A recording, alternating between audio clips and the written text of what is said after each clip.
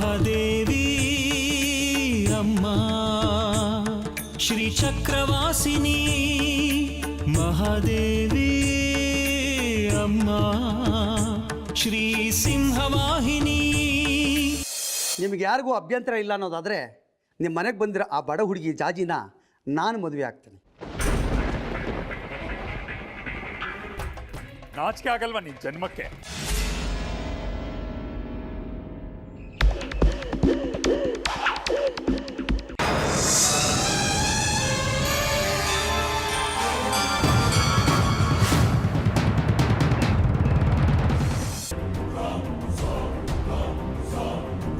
ಸರಿ, ನೀನು ಹೋಗು.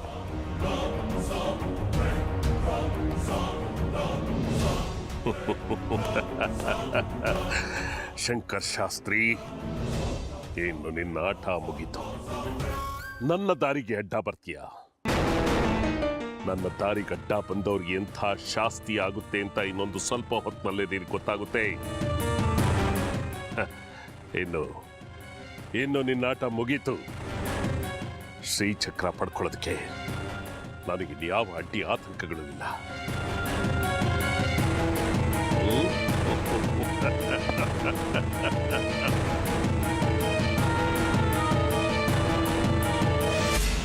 ನನಗೇನೋ ಅನುಮಾನ. ಯಾವುದ್ರ ಬಗ್ಗೆ?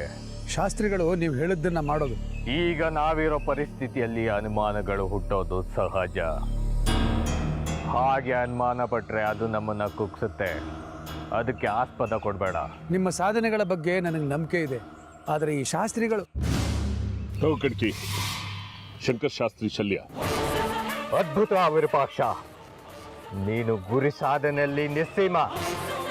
ನೋಡ್ದ್ಯಾ ಮಣಿಕಂಠ, ವಿರೂಪಾಕ್ಷನ ಬಗ್ಗೆ ಆಗ್ಲಿ ಅವನ ಗುರಿ ಸಾಧನೆ ಬಗ್ಗೆ ಆಗ್ಲಿ ಅನುಮಾನ ಬೇಡ ಅಂತ ಯಾಕೆ ಹೇಳಿದ್ದು ಅಂತ. ನನ್ನ ಬಗ್ಗೆ ಅನುಮಾನನ? ಯಾವ ವಿಚಾರವಾಗಿ? ತಪ್ಪಾಯ್ತು, ಇನ್ನೊಮ್ಮೆ ಅನುಮಾನಿಸೋದಿಲ್ಲ. ಎಂಥ ಶಿಷ್ಯನ ಇಟ್ಕೊಂಡಿದ್ಯಾ? ಸಾಧನೆ ಹಾದಿಲಿ ಎದುರಾಗೋ ಕಷ್ಟಗಳು ಸಾಲದು ಅಂತ ಜೊತೆಯಲ್ಲಿರೋ ಈ ನಿನ್ನ ಶಿಷ್ಯೋತ್ತಮ ಒಬ್ಬ ಸಾಕು ಎಲ್ಲ ಹಾಳು ಮಾಡೋದಕ್ಕೆ. ವಿರೂಪಾಕ್ಷ, ಇದರಲ್ಲಿ ಅವನದೇನು ತಪ್ಪಿಲ್ಲ. ಹೋದ್ ಸರ್ತಿ ಅಚಾತುರ್ಯ ಆಯ್ತಲ್ಲ, ಅದ್ರ ಬಗ್ಗೆ ಯೋಚನೆ ಮಾಡಿ ಹೇಳ್ತಿದ್ದಾನೆ. ಈಗ ಅದೆಲ್ಲ ಮುಖ್ಯ. ನೋಡ್ತಾ ಇರು ಶಂಕರ ಶಾಸ್ತ್ರಿಗೆ ಎಂಥ ದುರ್ಗತಿ ತರ್ತೀನಿ ಅಂತ.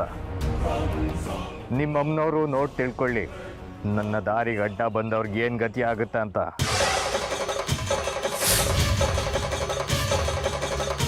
ಇನ್ನೊಂದು ಸಾರ್ತಿ ನನ್ನ ಕಾರ್ಯಗಳಿಗೆ ಅಡ್ಡಿ ಬರೋದಕ್ಕೆ ಯೋಚನೆ ಕೂಡ ಮಾಡಬಾರ್ದು. ಪಾಠ ಕಲಿಸ್ತೀನಿ ಆ ನಿನ್ನ ಮಹಾತಾಯಿಗೆ.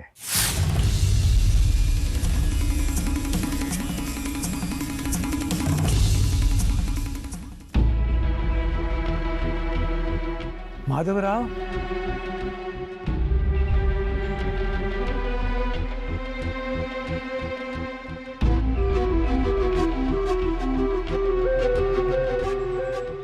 ಇಲ್ಲೇನ್ ಮಾಡ್ತಿದೀಯಾ? ಅವತ್ತಷ್ಟೆಲ್ಲ ಅಂದು ಆಡಿ ಹೀಯಾಳಿಸಿ ಅವಮಾನ ಮಾಡಿ ಹೋದ್ಯಲ್ಲ, ಇವತ್ತು ಯಾಕೆ ಬಂದೆ ಇಲ್ಲಿ? ಬೇಗ ಹೇಳು, ಇಲ್ಲಿ ನಿನ್ಗೇನ್ ಕೆಲಸ? ನನ್ನ ಪ್ರಯೋಗಕ್ಕೆ ತಡ ಆಗ್ತಿದೆ. ಆಗದೆ ಏನು, ನನ್ನಿಂದ ತೊಂದರೆ ಆಗಿದ್ದಕ್ಕೆ ಕ್ಷಮೆ ಕೇಳ್ತೀನಿ ಅನ್ನೋ ಭ್ರಮೆಯಲ್ಲಿ ಇರಬೇಡಿ ವಿರೂಪಾಕ್ಷ ಶಾಸ್ತ್ರಿ. ನಿಮ್ಮ ಮಹತ್ ಪ್ರಯೋಗದಲ್ಲಿ ಭಾಗಿಯಾಗೋದಕ್ಕೆ ಖಂಡಿತ ಬಂದಿಲ್ಲ ಶಾಸ್ತ್ರಿ ನಾನು. ಮತ್ತ್ಯಾಕೆ ಬಂದೆ? ಹೊಟ್ಟೆ ಹೊರ್ಕೊಡೋದಕ್ಕ? ಏನು ಮಂಕು ಬಡಿದಿತ್ತೋ ನನಗೆ ಬಡ್ಕೋಬೇಕು. ನಿಮ್ಮಗಳ ಜೊತೆ ಸೇರಿಕೊಂಡು ನೀವು ಮಾಡೋ ಹೀನ ದುಷ್ಕೃತ್ಯಗಳಲ್ಲಿ ಭಾಗಿಯಾಗಿ ನಾನು ಪಾಪಿಯಾಗಿದ್ದೀನಿ. ಕ್ಷಣ ಕ್ಷಣವೂ ಸಾಯ್ತಾ ಇದ್ದೀನಿ ಪಾಪ ಪ್ರಜ್ಞೆಯಿಂದ. ಅದಕ್ಕೆ ಪರಿಹಾರ ಬೇಕಾ ನಮ್ಮಿಂದ? ನೀವೇನ್ರಿ ಪರಿಹಾರ ಕೊಡ್ತೀರಿ ನನಗೆ? ನೀವುಗಳು ಆರಾಮಾಗಿರೋದಕ್ಕೆ ನಾನಂತೂ ಖಂಡಿತ ಬಿಡೋದಿಲ್ಲ. ಮಾಧವ, ಮುಚ್ಚಬಾಯಿ. ಯಾರ ಜೊತೆ ಮಾತಾಡ್ತಿದ್ಯಾ ಅಂತ ಗೊತ್ತು ತಾನೆ? ಸುಟ್ಟು ಬೂದಿ ಆಗ್ಬಿಡ್ತೀಯಾ? ತೆಪ್ಗಿರೇ ನೀನು, ಎಲ್ಲ ಗೊತ್ತಿದೆ ನನಗೆ. ಇವನು ಕಣ್ಣು ಬಿಟ್ಟರೆ ನಾನು ಸುಟ್ಟು ಬೂದಿ ಆಗೋದಕ್ಕೆ ಕಾಗೇನೂ ಅಲ್ಲ ಗೂಬೇನೂ ಅಲ್ಲ. ಹೋಗ್ತೀನಿ, ತಾಳ್ಮೆ ಇರಲಿ. ನಿಮ್ಮಂಥ ಪಾಪಿಷ್ಟ್ರು ಕೆಟ್ಟ ಕೆಲಸಗಳನ್ನು ಮಾಡಿ ನೆಮ್ಮದಿಯಾಗಿದ್ದುಬಿಟ್ರೆ ನಾಳೆ ದಿನ ಜನ ಏನು ಅನ್ಕೋತಾರೆ? ಪಾಪ ಮಾಡಿದ್ರು ಸುಖವಾಗಿ ಇದ್ಬಿಡ್ತಾರೆ, ಅವ್ರಿಗೇನು ಶಿಕ್ಷೆ ಆಗಲ್ಲ ಅಂತ ಜನ ತಪ್ಪಾಗಿ ತಿಳ್ಕೊಂಡ್ಬಿಡ್ತಾರೆ. ಅದಾಗಕ್ಕೆ ನಾನು ಬಿಡಲ್ಲ. ಸಾಮಾನ್ಯರಲ್ಲಿ ಅತಿ ಸಾಮಾನ್ಯ ಮನುಷ್ಯ ನೀನು. ನನ್ನ ಸಾಧನೆಗಳ ಮುಂದೆ ನೀನ್ ಯಾವ ಲೆಕ್ಕ? ಸಾಮಾನ್ಯರಲ್ಲಿ ಅತಿ ಸಾಮಾನ್ಯ ಮನುಷ್ಯನ ಸಾಮರ್ಥ್ಯದ ಬಗ್ಗೆ ತಪ್ಪು ತಿಳುವಳಿಕೆ ಇದೆ ನಿನಗೆ. ನಡೆದಿರೋ ತಪ್ಪುಗಳ ಬಗ್ಗೆ ಗೊತ್ತು ಮಾಡಿ ಅವನನ್ನು ರೊಚ್ಚಿಗೆ ಎಬ್ಬಿಸಿದರೆ ತಕ್ಕ ಶಾಸ್ತಿ ಮಾಡ್ತಾನೆ. ಜನಕ್ಕೆ ಅರ್ಥ ಆಗಬೇಕು, ಭ್ರಷ್ಟಾಚಾರ ಅನಾಚಾರ ಮಾಡೋರನ್ನ ಸುಖವಾಗಿ ಬದುಕಕ್ಕೆ ಬಿಡಲ್ಲ ಆ ಮಹಾತಾಯಿ. ಸರಿಯಾಗಿ ಶಿಕ್ಷೆ ಕೊಟ್ಟು ಬುದ್ಧಿ ಕಲಿಸ್ತಾಳೆ ಅಂತ.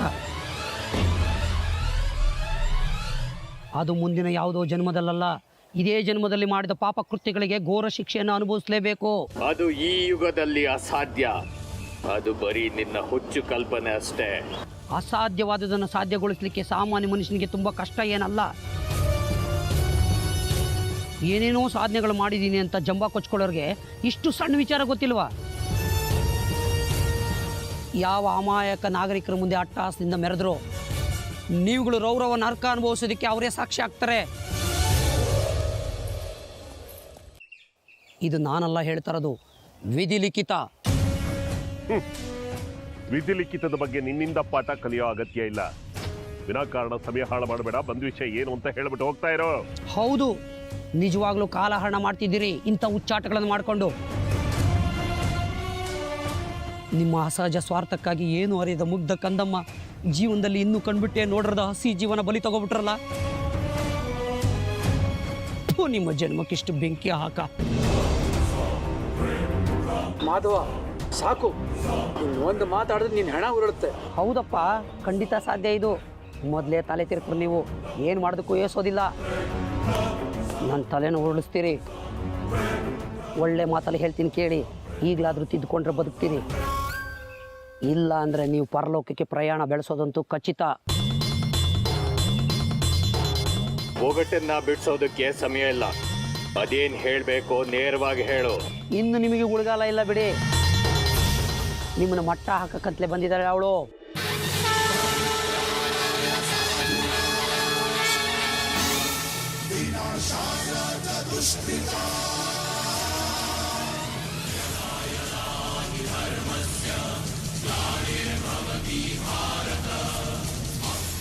ನೋಡ್ತೀರಿ, ಒಬ್ಬೊಬ್ಬರನ್ನ ಎಡೆ ಮುರಿ ಕಟ್ಟಿ ಎಳ್ಕೊಂಡು ಹೋಗ್ತಾಳೆ.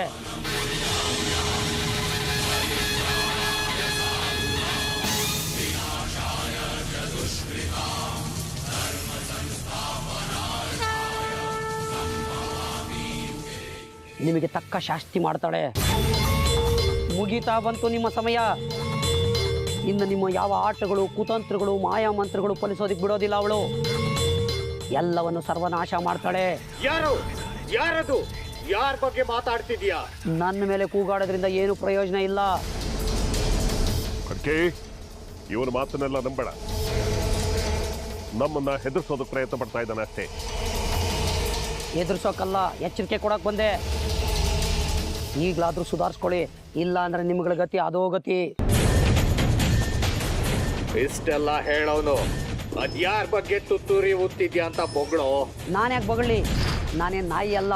ಅವಳು ಬಂದಿರೋದೇ ಸತ್ಯ ಅಂದಮೇಲೆ ನಿಮ್ಗಳಿಗೆ ಅವಳ ಶಾಂತ ರೂಪ, ರೌದ್ರ ರೂಪ, ವಿರಾಟ ರೂಪ, ಹೀಗೆ ಎಲ್ಲ ರೂಪಗಳ ಸತ್ಯ ದರ್ಶನವನ್ನು ಸಮಯಕ್ಕೆ ಸರಿಯಾಗಿ ಕೊಟ್ಟೆ ಕೊಡ್ತಾಳೆ.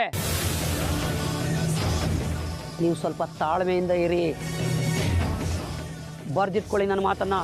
ನಿಮ್ಮ ತಪ್ಪುಗಳಿಗೆ ತಕ್ಕ ಶಿಕ್ಷೆ ಕೊಡೋಕ್ಕೆ ಅಂತಾನೆ ಬಂದಿದ್ದಾಳೆ ಅವಳು.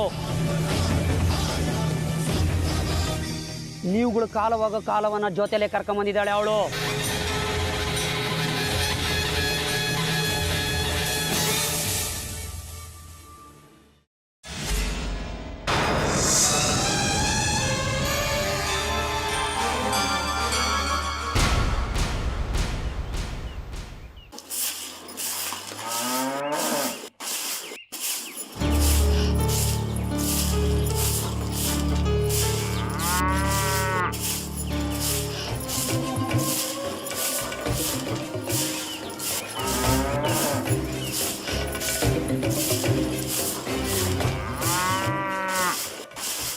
ಜಾಜಿ, ದಿನ ಮೇಲೆ ಇಷ್ಟು ಕಷ್ಟಪಡ್ತೀಯಲ್ಲ, ನಿನಗೆ ಆಯಾಸವೇ ಆಗಲ್ವೇ?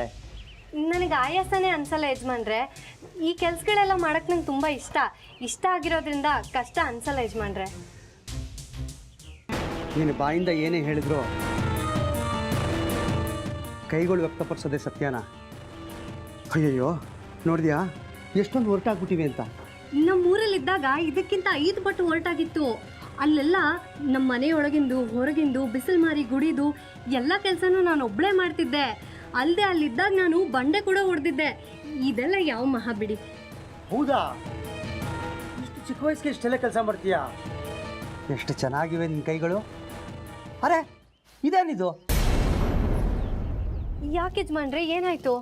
ಹೆಣ್ಮಕ್ಳು ಬರಿಗೈಲಿ ಇರಬಾರ್ದು. ತಡಿ,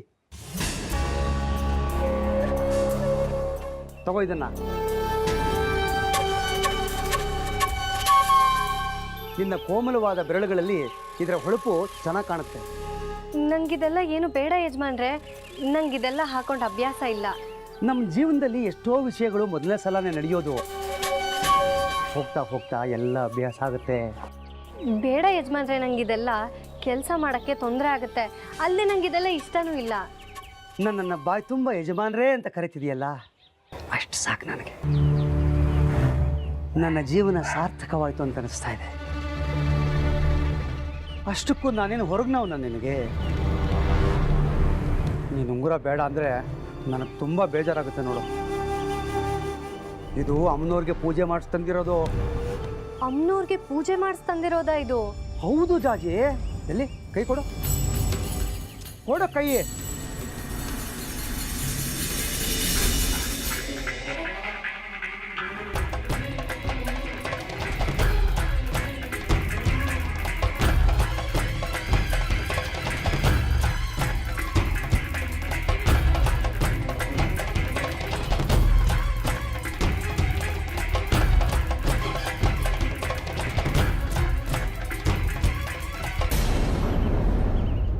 ಇದನ್ನು ತೆಗೆದುಬಿಟ್ರೆ ಅಮ್ಮನವ್ರಿಗೆ ಬೇಜಾರಾಗುತ್ತೆ.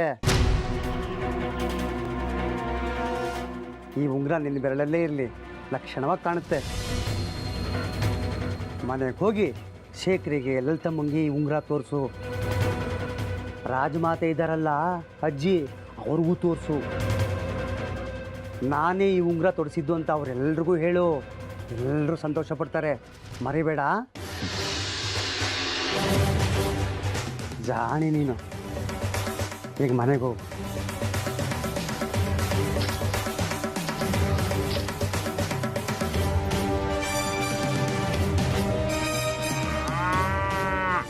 ಏ ಜಗ್ಗಿ, ಏನು ನಿನ್ನ ಹೊಸ ಕರಾಮತ್ತು? ಆ ಹುಡುಗಿಗೆ ಯಾಕೋ ಉಂಗುರ ತೊಡಿಸ್ದೆ? ಏನೋ ಇದೆಯಲ್ಲ? ಅರ್ಥ ಆಗಲಿಲ್ವೇನೋ ಬಿಪ್ಪತ್ತ ಕಡೆ. ನಾನು ಆ ಹುಡುಗಿನ ಕಟ್ಕೋತಾ ಇದ್ದೀನಿ. ಏನಂದೆ? ಕಟ್ಕೋತಿದ್ಯಾ ನೀನು ಆ ಹುಡುಗಿನ? ಯಾಕೋ ಹಾಗೆ ಬಾಯಿ ಬಿಡ್ತಾ ಇದೀಯಾ? ಕಟ್ಕೊಳ್ಳೋ ಇರಾದೆ ಇಲ್ದಿದ್ರೆ ಅಷ್ಟೊಂದು ಬೆಲೆ ಬಾಳೋ ಉಂಗುರನ ನಾನು ಅವ್ಳು ತೊಡ್ಸೋದಕ್ಕೆ ನನಗೇನು ಹುಚ್ಚ? ಇಲ್ಲ ಅಂದರೆ ತೊಡಸ್ಕೊಳ್ಳೋದಕ್ಕೆ ಅವಳಿಗೆ ಹುಚ್ಚ? ಸಾಮಾನ್ಯದವನಲ್ಲ ಕಣೋ ನೀನು. ಭಲೇ ಪಟಿಂಗ ಇದೆಯಾ. ಎರಡೆರಡು ದೋಣಿಲಿ ಒಟ್ಟಿಗೆ ಸವಾರಿ ಮಾಡೋದಕ್ಕೆ ಸಂಚು ಹಾಕ್ತಾ ಇದೆಯಾ. ನಿನಗೆ ನನ್ನನ್ನು ನೋಡಿ ಹೊಟ್ಟೆ ಉರಿತಾ ಇದೆ. ನನ್ನ ಮೇಲೆ ಅಸೂಯೆ ಜಾಸ್ತಿ ಆಗ್ತಾ ಇದೆ. ಒಟ್ಟಿನಲ್ಲಿ ತಲೆ ಕೆಡ್ತಾ ಇದೆ ಅಲ್ಲ. ನಾನಂತೂ ಈಗ ಸಂಭ್ರಮನ ಆಚರಿಸಲೇಬೇಕು. ಒಂದು 90 ಹಾಕಿದ್ರೇ ಸಮಾಧಾನ.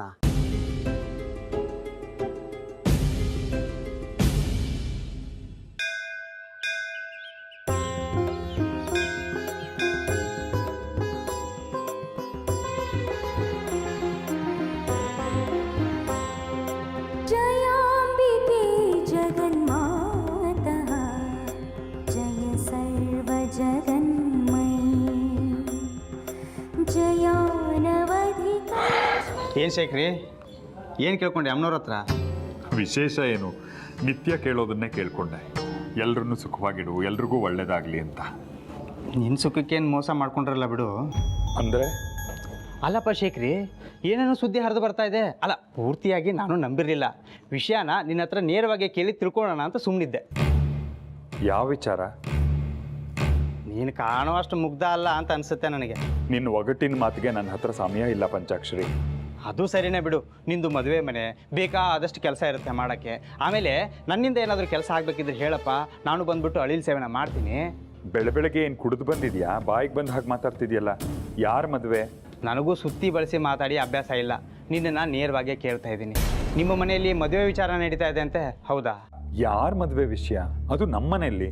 ಇನ್ಯಾರ್ದು ನಿಮ್ಮ ಮನೆಗೆ ಬಂದಿದ್ದಾಳಲ್ಲ ಆ ಹುಡುಗಿ ಜಾಜಿ, ಅವಳನ್ನ ನಿನ್ನ ಸಡಕ ಜಗ್ಗಿ ಕೊಟ್ಬಿಟ್ಟು ಮದುವೆ ಮಾಡ್ತಾ ಇದೆಯಂತೆ.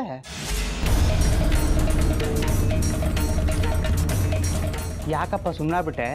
ಬೆಕ್ಕು ಕಣ್ಣು ಮುಚ್ಕೊಂಡು ಹಾಲು ಕುಡಿದ್ರೆ ಲೋಕಕ್ಕೆಲ್ಲ ಗೊತ್ತಾಗಲ್ಲ ಅಂದ್ಕೊಳತ್ತಂತೆ. ಹಾಗಾಯ್ತು ನಿನ್ನ ಕತೆ. ನೀನು ಸುಮ್ಮನಿರೋದನ್ನ ನೋಡಿದರೆ ಇದು ಸತ್ಯ ಅಂತ ಅನಿಸುತ್ತೆ. ನನ್ನ ತಲೆಯಲ್ಲಿ 2 ವಿಚಾರ ಕೊರಿತಾ ಇದೆ. ಮೊದಲನೇದಾಗಿ ನೀನು ಒಬ್ಬ ಹೆಣ್ಣು ಮಗಳ ತಂದೆ. ನಿನಗೆ ಹೇಗೋ ಮನಸ್ಸು ಬಂತು ಆ ಮುಗ್ಧ ಹುಡುಗಿ ಜಾಜಿನ ಆ ಗಿಡಗಿನ ಕೈಲಿ ಕೊಡೋದಕ್ಕೆ? ಜಗ್ಗಿ ಅಂತ ಮನೆ ಹಾಳಂತ ನಿನಗೂ ಗೊತ್ತು ತಾನೆ, ಆದರೂ ಹೇಗೋ ಮದುವೆ ಮಾಡಿಸ್ತಾ ಇದೆಯಾ ನೀನು? ಇನ್ನು 2ನೇ ವಿಚಾರ, ನೀನು ಆ ಹುಡುಗಿಗೆ ಮದುವೆ ಮಾಡಿಸ್ಲೇಬೇಕು ಅಂತ ತೀರ್ಮಾನ ಮಾಡಿದರೆ ಈ ಇಡೀ ಚಕ್ರಾಪುರಿಲಿ ಬೇರೆ ಯಾವುದೂ ಯೋಗ್ಯವಾದ ವರನೇ ಸಿಗಲಿಲ್ವೇ? ಕಣ್ಣು ಬಿಟ್ಟು ನೋಡಿದರೆ ಅನುರೂಪವಾದ ವರನೇ ಸಿಗ್ತಿದ್ನೋ ಏನೋ. ಹಾಳಾಗೋಗ್ಲಿ ಬಿಡು, ನನಗೇನು. ಆ ಹುಡುಗಿನ ನೋಡಿದರೆ ನನಗೆ ಅಯ್ಯೋ ಪಾಪ ಅನಿಸುತ್ತೆ ಕಣೋ. ಬಡತನ ಕೆಟ್ಟದ್ದು ನಿಜ, ಆದರೆ ಈ ಮಟ್ಟಿಗೆ ಕೆಟ್ಟದ್ದು ಅಂತ ಗೊತ್ತಿರಲಿಲ್ಲ. ಪಾಪ ಹೆಣ್ಮಗು, ಇನ್ನೂ ಆಡೋ ವಯಸ್ಸದ್ರದ್ದು. ಅಂಥವಳು ನಿನ್ನಂಥ ಗೋಮುಖ ವ್ಯಾಘ್ರನ ಕೈಯಲ್ಲಿ ಸಿಕ್ಕಾಕೊಂಡ್ಬಿಟ್ಲಲ್ಲ. ಏನು ಮಾತಾಡ್ತಾ ಇದೆಯಾ ಅಂತ ಜ್ಞಾನ ಇದೆಯಾ ನಿನಗೆ? ಜ್ಞಾನನ ವೃದ್ಧಿಸ್ಕೊಡೋದಕ್ಕೆ ಕೇಳ್ತಾ ಇದ್ದೀನಿ. ನಾನು ಯಾರಿಗೂ ಹೇಳೋದಿಲ್ಲ. ಎಷ್ಟು ಕುದುರಿಸ್ತೆ ವ್ಯಾಪಾರನ? ಪರವಾಗಿಲ್ಲ ಹೇಳು ಶೇಖ್ರಿ, ನನ್ನ ಹತ್ರ ಏನು ಮುಚ್ಚು ಮರೆ. ಸರಿಯಾಗಿ ಗಂಟು ಮಾಡ್ಕೊಂಡಿರ್ತೀಯ. ಭಲೆ ಕಿಲಾಡಿ ನೀನು. ಎಷ್ಟು ಲಕ್ಷ ಕಮಾಯಿಸ್ಕೊಂಡೆ ವಧು ದಕ್ಷಿಣೆಯಲ್ಲಿ? ಪಂಚಾಕ್ಷರಿ,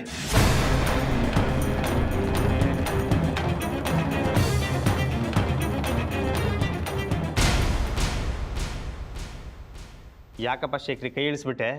ಹೊಡಿ ನನ್ನ. ಹೊಲಸು ಬಾಯಿ ದರಿದ್ರದವನೇ. ಅಮ್ಮನವ್ರ ದೇವಸ್ಥಾನದಲ್ಲಿ ನಿಂತಿದ್ಯಾ, ಮಾನ ಮರ್ಯಾದೆ ಭಯ ಭಕ್ತಿ ಬೇಡ? ನಿನ್ನ ಯೋಗ್ಯತೆಗೆ ಇನ್ನೇಂತ ಮಾತಾಡ್ತೀಯ? ಬೆಂಕಿಗೆ ಬಿತ್ತು ನೀನು ನಿನ್ನ ಯೋಗ್ಯತೆ. ಯಾಕಪ್ಪ ಶೇಖ್ರಿ ಇದ್ದಿದ್ದನ್ನ ಇದ್ದಂಗೆ ಹೇಳಿದ್ರೆ ಎದ್ದು ಬಂದು ಎದೆ ಓದಿತಾ ಇದೆಯಾ? ಏನೋ ಇದ್ದಿದ್ದನ್ನ ಇದ್ದ ಹಾಗೆ ಹೇಳೋದು. ಮಣ್ಣು ಯಾವ ಮನೆ ಹಾಳ ಹೇಳಿದ್ದು ನಿನಗೆ? ಜಾಜಿನ ದರಿದ್ರದವನು ಕೊಟ್ಟು ಮದುವೆ ಮಾಡ್ತೀನಿ ಅಂತ ಎಲ್ಲರೂ ಅದನ್ನೇ ಮಾತಾಡ್ತಾ ಇದ್ದಾರೆ. ಹುಚ್ಚ ಬಾಯಿ, ನನಗೆ ಗೊತ್ತಿಲ್ವಾ ನಿನ್ನ ಬುದ್ಧಿ? ಅದೇನು ಅಂತ ಹುಟ್ಟುಬಿಟ್ಟಿಯೋ ಹಾಳು ಜನ್ಮ. ನಿನ್ನಿಂದ ಒಂದೇ ಒಂದು ಒಳ್ಳೆ ಮಾತು ಯಾವತ್ತಾದ್ರೂ ಬಂದಿದ್ಯಾ? ನಾಲ್ಗೆಗೆ ಎಲ್ಬಿಲ್ಲ ಅಂತ ಮಾಡಿದ್ದೇ ಮಾತು. ಏನಪ್ಪ ಮಾತಾಡಬಾರ್ದು ಮಾತಾಡಿದ್ದೀಗ ನಾನು? ವಿತಂಡವಾದ ಮಾಡ್ತೀಯ? ನಾಚಿಗೇಡಿ. ಏನು ಅನ್ಕೊಂಡಿದ್ಯಾ ನನ್ನ? ಹುಡುಗಿರ್ ವ್ಯಾಪಾರ ಮಾಡೋ ದಲ್ಲಾಳಿನ ನಾನು? ಪಾಪ ಮುಗ್ದೆ ಆ ಹುಡುಗಿ. ಜಾಜಿ ಬಗ್ಗೆ ಇಂಥ ಅಸಹ್ಯದ ಸುದ್ದಿ ಹಚ್ಚಿ ಅವಮಾನ ಮಾಡ್ತೀಯ ಅವಳಿಗೆ. ತಲಹರಟೆ ತಂದು ಹಲ್ಲು ಉದುರಿಸ್ಬಿಡ್ತೀನಿ. ಇದೇ ಕಡೆ ಸಾರಿ ಪಂಚಾಕ್ಷರಿ, ಇನ್ನೊಂದು ಸಾತಿ ಇಂಥ ಸುದ್ದಿ ಹಬ್ಸಿದ್ರೆ ನಿನ್ಗೊಂದು ಗತಿ ಕಾಣಿಸ್ಬಿಡ್ತೀನಿ. ಹುಷಾರ್.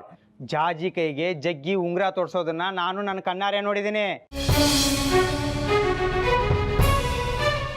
ಜಗ್ಗಿ ಖುದ್ದಾಗಿ ಹೇಳಿದಾನೆ ಜಾಜಿನ ಮದುವೆ ಆಗ್ತಿದ್ದೀನಿ ಅಂತ. ಉಂಗ್ರ ತೋರಿಸಿದ ಮೇಲೆ ನಿಶ್ಚಿತಾರ್ಥ ಆದಾಗೆ ಅಲ್ವಾ?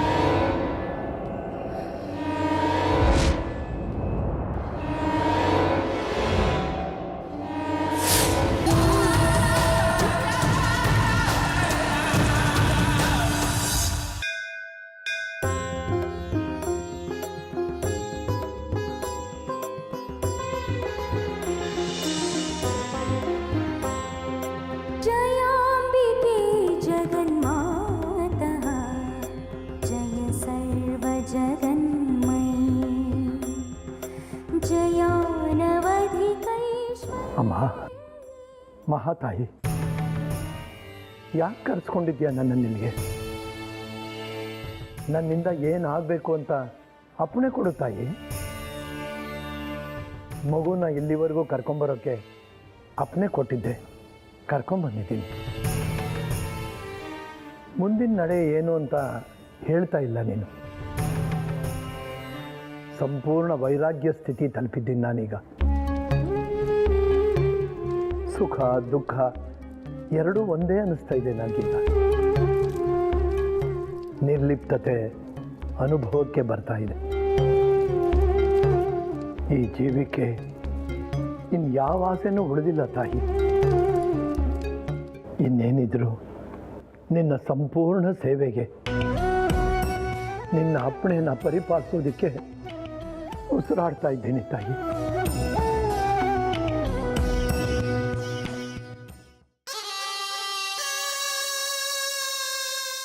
ಮಣಿಕಂಠ, ಹೀಗೆಲ್ಲ ಕೇಳ್ತಾ ಇದ್ದೀನಿ ಅಂತ ಬೇಜಾರು ಮಾಡ್ಕೋಬೇಡ.